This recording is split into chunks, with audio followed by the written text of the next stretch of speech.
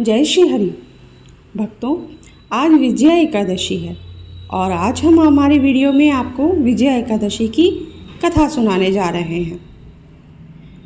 विजया एकादशी का महत्व। धर्मराज युधिष्ठिर बोले, हे जनार्दन, आपने माघ के शुक्ल पक्ष की जया एकादशी का अत्यंत सुंदर वर्णन करते हुए सुनाया है।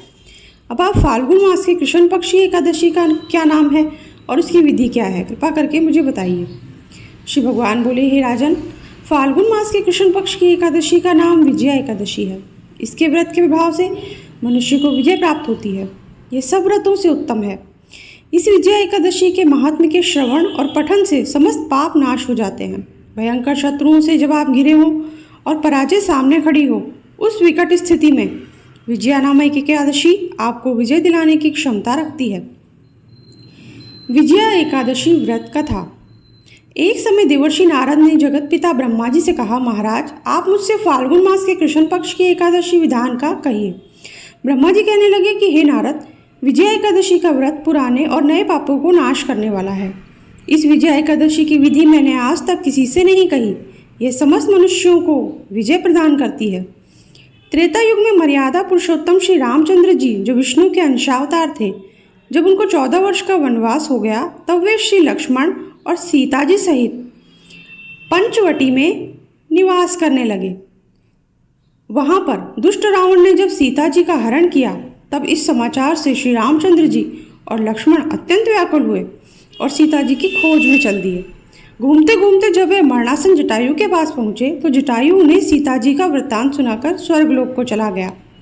कुछ आगे जाकर उनके सुग्रीव से मित्रता हुई और बाली का वध किया। हनुमान जी ने लंका में जाकर सीता जी का पता लगाया और उनसे श्री रामचंद्र जी और सुग्रीव की मित्रता का वर्णन किया। वहां से लौटकर हनुमान जी ने भगवान राम के पास आकर सब समाचार कहे। श्री रामचंद्र जी ने वानर सेना सहित सुग्रीव की संपत्ति से लंका को प्रस्थान किया। जब श्री रामचंद्र जी समुद्र के किनारे पहुंचे, तब उन्होंने मगरमच्छ आदि से युक्त उस अगाध समुद्र को देखकर लक्ष्मण जी से कहा कि इस समुद्र को हम किस प्रकार से पार करेंगे। श्री लक्ष्मण जी ने कहा, हे पुराण पुरुषोत्तम, आप आदि पुरुष हैं, सब कुछ जानते हैं। यहाँ से आधा योजन दूर पर कुमारी द्वीप में वक्लाद्य नाम के मुनि रहते हैं। उन्होंने अनेक ब्रह्म देखे हैं। आप उनके पास जाकर इसका उपाय पूछिए। लक्ष्मण जी के इस प्रकार के वचन सुनकर श्री रामचंद्र जी वक्लाद्य ऋषि के पास गए और उनको प्रणाम करके बैठ गए।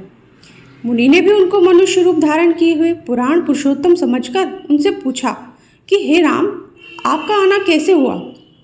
रामचंद्र जी कहने लगे कि हे ऋषि, मैं अपनी सेना सहित यहाँ आया हूँ और राक्षसों को जीतने के लिए लंका जा रहा हूँ।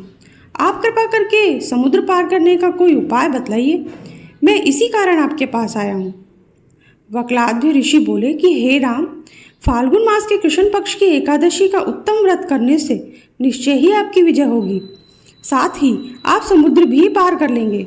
इस व्रत की विधि यह है कि दशमी के दिन स्वर्ण, चांदी, तांबा या मिट्टी का एक घड़ा बनाएं। उस घड़े को जल से भरकर और 5 पल्लव रख वेदिका पर स्थापित करें। उस घड़े के नीचे सतंजा और ऊपर जौ रखें। उस पर श्री नारायण भगवान की स्वर्ण की मूर्ति स्थापित करें। एकादशी के दिन स्नान आदि से निवृत्त होकर धूप, दीप, नैवेद्य, नारियल आदि से भगवान की पूजा करें। तत्पश्चात घड़े के सामने बैठकर दिन व्यतीत करें और रात्रि को भी उसी के पास बैठकर जागरण करें। द्वादशी के दिन नित्य नियम से निवृत्त होकर उस घड़े को ब्राह्मण को दे दें। हे राम, यदि तुम इस व्रत को सेनापतियों सहित करोगे तो तुम्हारी विजय अवश्य होगी। श्री रामचंद्र जी ने ऋषि के कथानुसार इस व्रत को किया और इसके प्रभाव से दैत्य पर विजय प्राप्त पाई। अतः हे राजन, जो कोई मनुष्य विधि पूर्वक इस व्रत को करेगा, दोनों लोकों में उसकी अवश्य विजय होगी। श्री ब्रह्मा जी ने नारद जी से कहा कि हे पुत्र, जो कोई इस व्रत के महात्म्य को पढ़ता या सुनता है, उसको वाजपेयी यज्ञ का फल प्राप्त होता है।